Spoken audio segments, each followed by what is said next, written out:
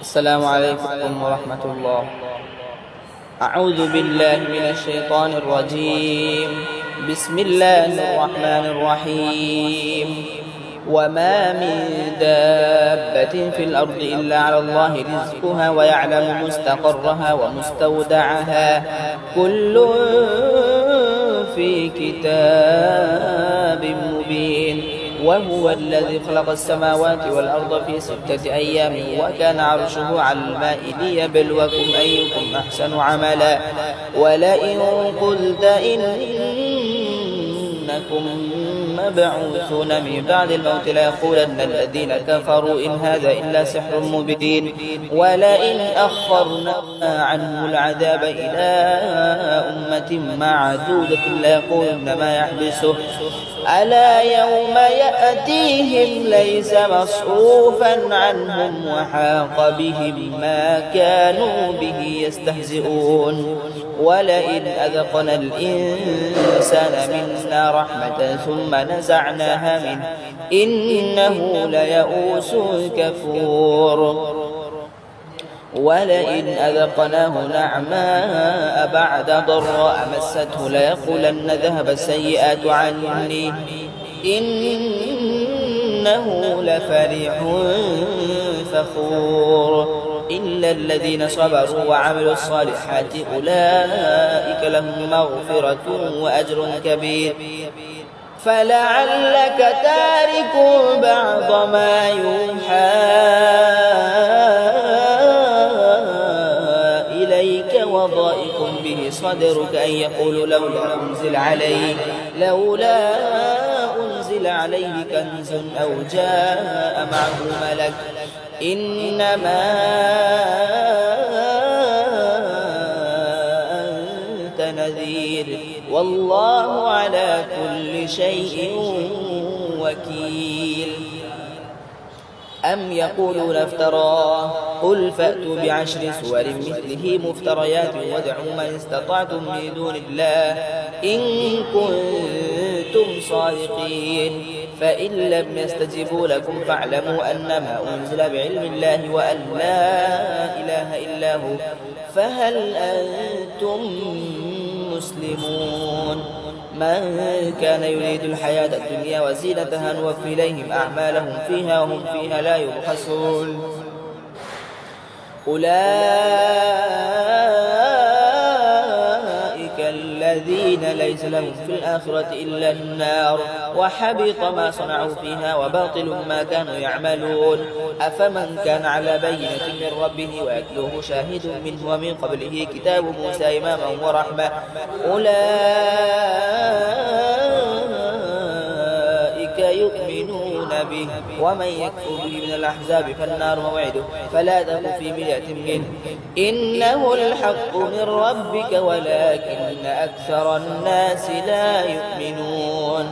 ومن أظلم ممن افترى على الله كذبا أولئك يعرضون على ربهم ويقول الأشهاد هؤلاء الذين كذبوا على ربهم ألا لعنة الله على الظالمين الذين يصدون عن سبيل الله ويبغونها عوجا وهم بالآخرة هم كافرون.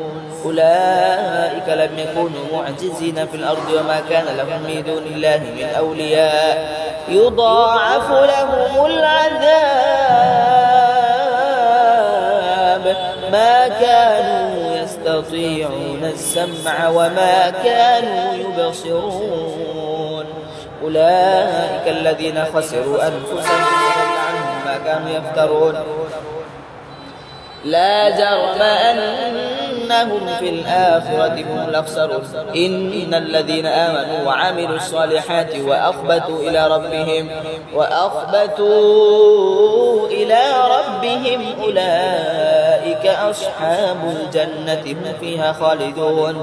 مثل الفريقين كالأعمى والأصم والبصير والسميع هل يستويان مثلا أفلا تذكرون. ولقد أرسلنا نوحا إلى قومه إني لكم نذير مبين ألا تعبدوا إلا الله إني أخاف عليكم عذاب يوم أليم. فقال الملأ الذين كفروا من قومه ما نراك إلا بشرا مثلنا وما نراك اتبعك إلا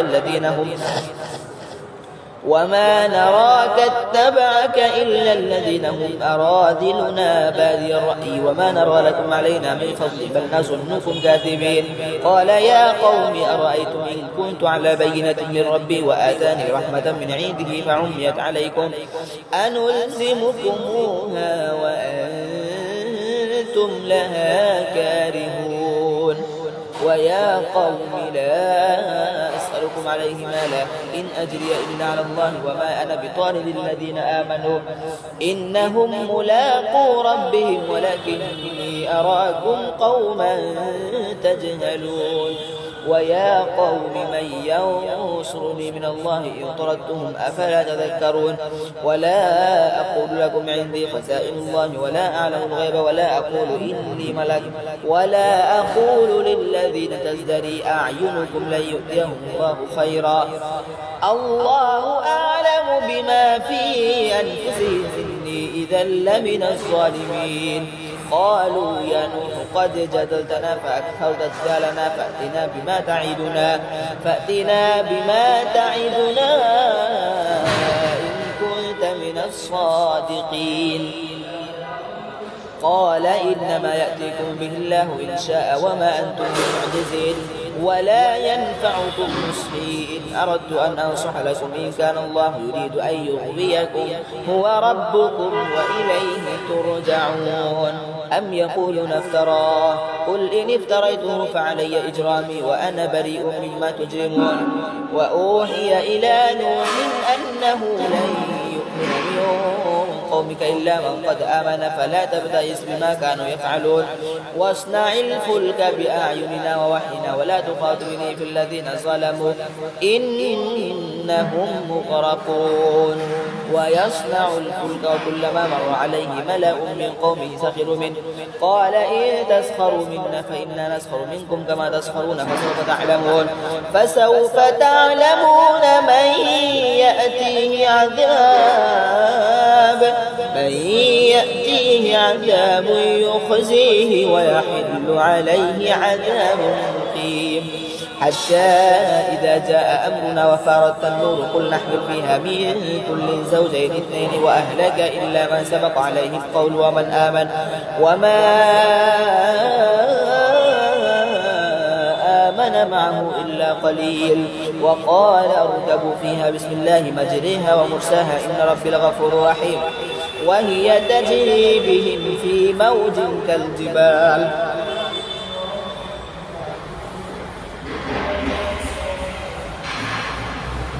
ونادى نوح ابنه وكان في معزل يا بني اركب معنا ولا تكن مع الكافرين. قال سآوي إلى جبل يعصمني من الماء قال لا عاصم اليوم من أمر الله إلا من رحم وحال بينهما الموج فكان من المغرقين. وقيل يا أرض ابلعي ماءك ويا سماء أقلعي وغيض الماء وقضي الأمر واستوت على الجود وقيل بعدا للقوم الظالمين. ونادى نوح ربه فقال رب إن ابني من أهلي وإن وعدك الحق وأنت أحكم الحاكمين. قال يا نوح إنه ليس من أهلك إنه عمل غير صالح فلا تسأل لما ليس لك به علم إني أعظك أن تكون من الجاهلين. قال رب إني أعوذ بك أن أسألك ما ليس لي به علم وإلا تغفر لي وترحمني أكن من الخاسرين.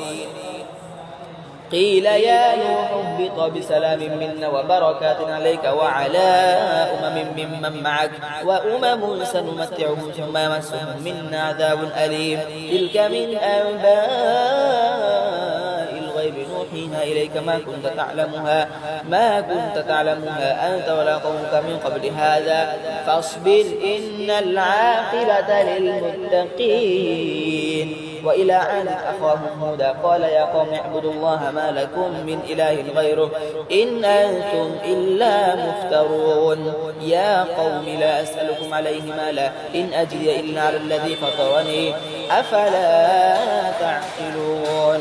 ويا قوم استغفروا ربكم ثم توبوا إليه يرسل السماء عليكم مدرارا ويزدكم قوة إلى قوتكم ولا تتولوا مجرمين. قالوا يا هود ما جئتنا ببينة وما نحن بتارك آلهتنا عن قولك وما نحن لك بمؤمنين إن نقول إلا اعتراك بعض آلهتنا بسوء قال إني أشهد الله وأشهد أني بريء مما تشركون من دونه فكيدوني جميعا ثم لا تنظرون. إني توكلت على الله ربي وربكم ما من دابة إلا هو آخذ بناصيتها إن ربي على صراط مستقيم. ويا قوم لا يجرمنكم شقاقي أن يصيبكم مثل ما أصاب قوم نوح أو قوم هود أو قوم صالح وما قوم لوط منكم ببعيد واستغفروا ربكم ثم توبوا إليه إن ربي رحيم ودود. قالوا يا شعيب ما نفقه كثيرا مما تقول وإنا لنراك فينا ضعيفا ولولا رهتك لرجمناك وما أنت علينا بعزيز.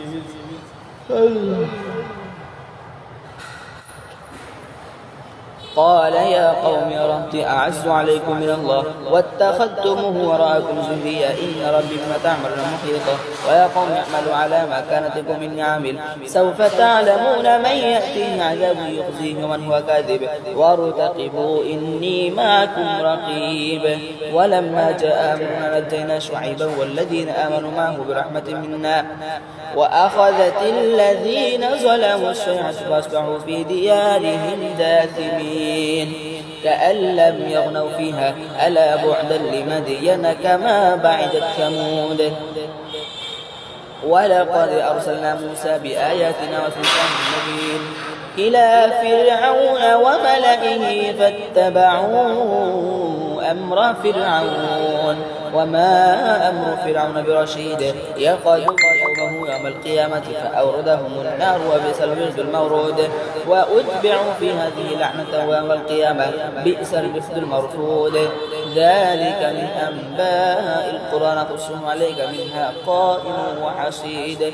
وما ظلمناهم ولكن ظلموا أنفسهم فما أغنت عنهم آلهتهم التي يدعون من دون الله من شيء لما جاء أمر ربك وما زادوهم غير تتبيب. وكذلك أخذ ربك إذا أخذ القرى وهي ظالمة إن أخذه أليم شديد.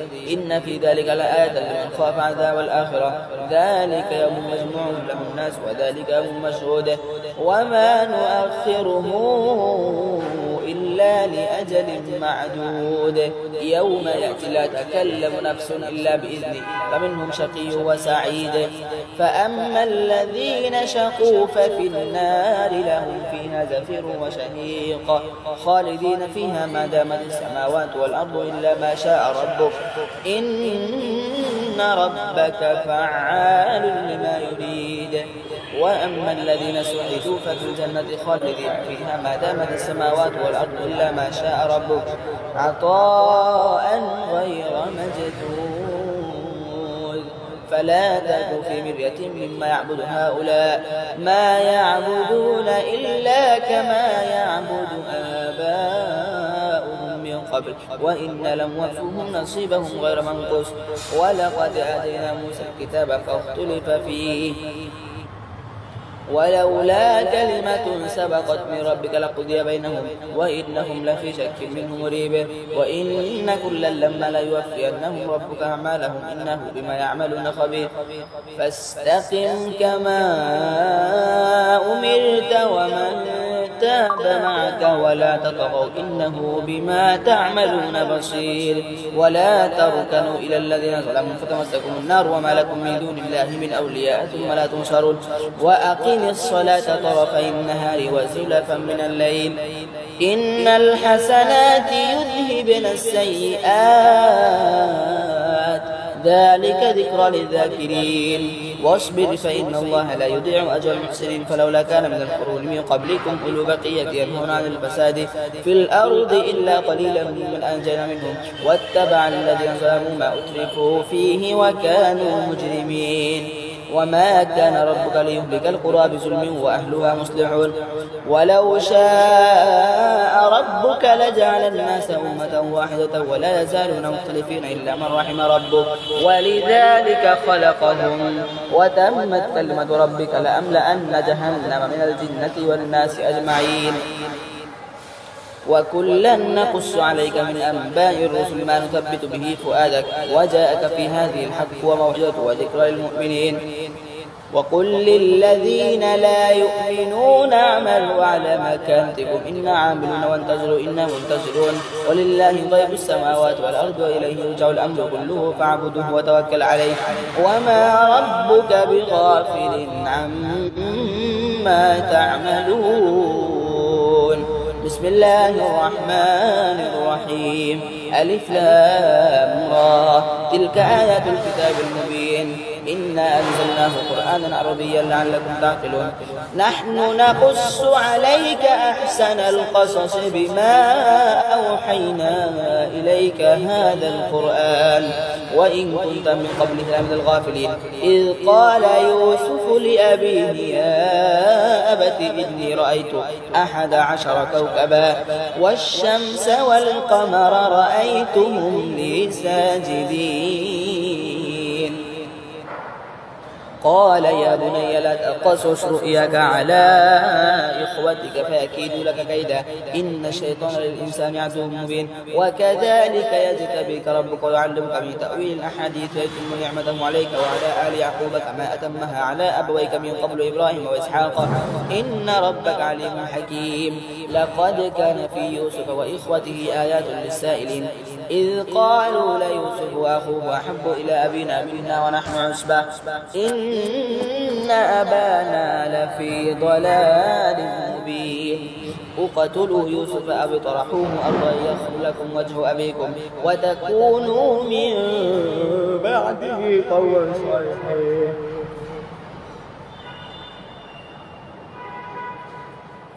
قال قائل منهم لا تقتلوا يوسف وألقوه في غيابة الجب يلتقطه بعض السيارة إن كنتم فاعلين قالوا يا أبانا ما لك لا تأمن على يوسف وإنا له لناصحون أرسله معنا غدا يرتع ويلعب وإنا له لحافظون قال إني لا يحزنني أن تذهبوا به وأخاه ويأكله الذئب وأنتم عنه غافلون قالوا لئن أكله الذئب ونحن عصبة إنا إذا لخاسرون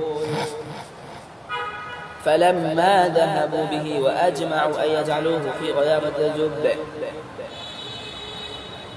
وأوحينا إليه لتنبئنهم بأمرهم هذا وهم لا يشعرون وجاءوا أباهم عشاء يبكون قالوا يا أبانا إنا ذهبنا نستبق وتركنا يوسف عند متاعنا فأكله الذئب وما أنت بمؤمن لنا ولو كنا صادقين وجاءوا على قميصه بدم كذب قال بل سولت لكم أنفسكم أمرا فصبر جميل والله المستعان على ما تصفون وجاءت سيارة فأرسلوا واردهم فأدلى دلوه قال يا بشرى هذا غلام وأسروه بضاعة الله عليم بما يعملون وشروه بثمن بخس دراهم معدودة وكانوا فيه من الزاهدين وقال الذي اشتراه من مصر لامرأته أكرمي مثواه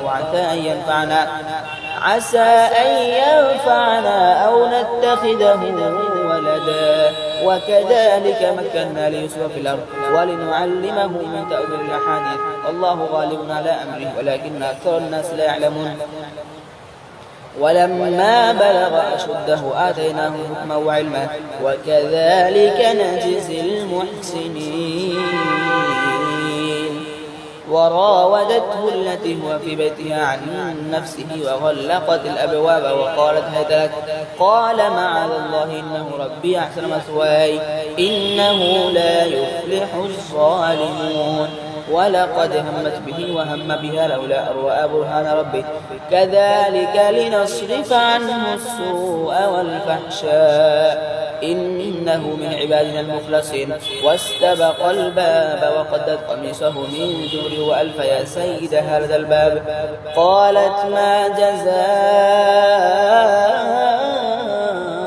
من أراد بأهلك سوءا إلا أن يسجن أو عذاب أليم. قال هي راودتني عن نفسي وشهد شاهد من أهلها إن كان قميصه قد من قبل فصدقت وهو من الكاذبين وإن كان قميصه قد من دبر فكذبت وهو من الصادقين. فلما رأى قميصه قد من دبر قال إنه من كيدكن إن كيدكن عظيم. يوسف أعرض عن هذا واستغفر لذنبك إني كنت من الخاطئين. وقال نسوة في المدينة امرأة العزيز تراود فتاها عن نفسه قد شغفها حبا إنا لنراها في ضلال مبين. فلما سمعت بمكرهن أرسلت إليهن وأعتدت لهن متكئا وآتت كل واحدة منهن سكينا وقالت اخرج عليهن. فلما رأينه أكبرنه وقطعن أيديهن وقلن حاشا لله ما هذا بشرا إن هذا إلا ملك كريم. قالت فذلكن الذي لمتنني فيه ولقد راودته عن نفسي فاستعصم ولئن لم يفعل ما أمره ليسجنن وليكونن من الصاغرين. قال رب السجن أحب إلي مما دعونني إليه وإلا تصرف عني كيدهن أصب إليهن وأكن من الجاهلين. فاستجاب له ربه فصرف عنه كيده إنه هو السميع العليم. ثم بدا لهم من بعد ما رأوا الآيات ليسجننه حتى حين. ودخل معه السجن فتيان قال أحدهما إني أراني أعصر خمرا وقال الآخر إني أراني أحمل فوق رأسي خبزا تأكل الطير منه نبئنا بتأويله إنا نراك من المحسنين. قال لا يأتيكما طعام ترزقانه إلا نبأتكما بتأويله قبل أن يأتيكما ذلكما مما علمني ربي إني تركت ملة قوم لا يؤمنون بالله وهم بالآخرة هم كافرون واتبعت ملة آبائي إبراهيم وإسحاق ويعقوب ما كان لنا أن نشرك بالله من شيء ذلك من فضل الله علينا وعلى الناس ولكن أكثر الناس لا يشكرون. يا صاحبي السجن أأرباب متفرقون خير أم الله الواحد القهار ما تعبدون من دونه إلا أسماء سميتموها أنتم وآباؤكم ما نزل الله بها من سلطان إن الحكم إلا لله أمر ألا تعبدوا إلا إياه ذلك الدين القيم ولكن أكثر الناس لا يعلمون. يا صاحبي السجن أما أحدكما فيسقي ربه خمرا وأما الآخر فيصدر وتأكل الطير من رأسه قضي الأمر الذي فيه تستفتيان. وقال للذي ظن أنه ناج منهما اذكرني عند ربك فأنساه الشيطان ذكر ربه فلبث في السجن بضع سنين. وقال الملك إني أرى 7 بقرات سمان يأكلهن 7 عجاف و7 سنبلات خضر وأخرى يابسات يا أيها الملأ أفتوني في رؤياي إن كنتم للرؤيا تعبرون. قال وأضغاث أحلام وما نحن بتأويل الأحلام بعالمين. وقال الذي نجا منهما واتقى بعد أمة أنا أنبئكم بتأويله فأرسلون. يوسف أيها الصديق أفتنا في 7 بقرات سمان يأكلهن 7 عجاف و7 سنبلات خضر وأخرى يابسات لعلي أرجع إلى الناس لعلهم يعلمون. قال تزرعون 7 سنين دأبا فما حصدتم فذروه في سنبله إلا قليلا مما تأكلون. ثم يأتي من بعد ذلك 7 شداد يأكل ما قدمتم لهن إلا قليلا مما تحسنون. ثم يأتي من بعد ذلك عام فيه يغاث الناس وفيه يعصرون. وقال الملك ائتوني به فلما جاءه الرسول قال ارجع إلى ربك فاسأله ما بال النسوة اللاتي قطعن أيديهن إن ربي بكيدهن عليم. قال ما خطبكن إذ راوتن يوسف عن نفسه قلنا حاشا لله ما علمنا عليه من سوء. قالت امرأة العزيز الآن حصحص الحق أنا راودته عن نفسه وإنه لمن الصادقين ذلك ليعلم أني لم أخنه بالغيب وأن الله لا يهدي كيد الخائنين. صدق الله.